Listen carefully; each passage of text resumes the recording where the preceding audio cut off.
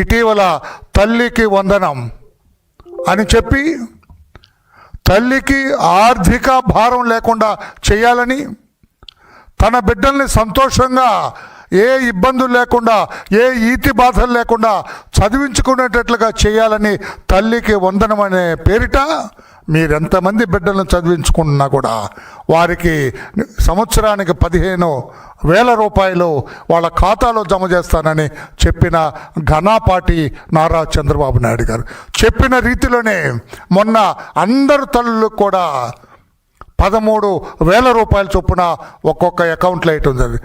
2 పిల్లలుంటే 26, 3 ఉంటే 39,000 ఈ రకంగా వేయటంతో తల్లులందరం కూడా సంతోష హర్షాతిరేకాలు రేపుతున్న నేపథ్యంలో తెలుగుదేశం పార్టీలో సీనియర్ నాయకుడు, తెలుగుదేశం పార్టీ ప్రభుత్వంలో నాటక అకాడమీ చైర్మన్, ప్రముఖ రంగస్థల నటుడు, జాతీయంగానే కాకుండా అంతర్జాతీయంగా కూడా విదేశాల్లో కూడా ఆయన రంగస్థలం మీద కృష్ణ పాత్రకు పేరొందిన వ్యక్తి.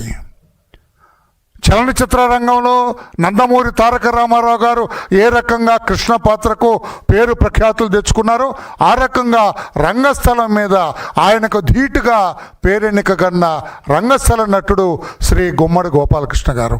ఆయన మన నాటక రంగానికి అధ్యక్షుడిగా, నాటక అకాడమీకి అధ్యక్షుడిగా ఉండటం, ఆయన ఈ మధ్య కళాకారుడుగానే కాకుండా నటుడుగానే కాకుండా రచయితగా కూడా ఆయన ప్రవేశించటం, మంచి మంచి పాటలు రాస్తున్నారు.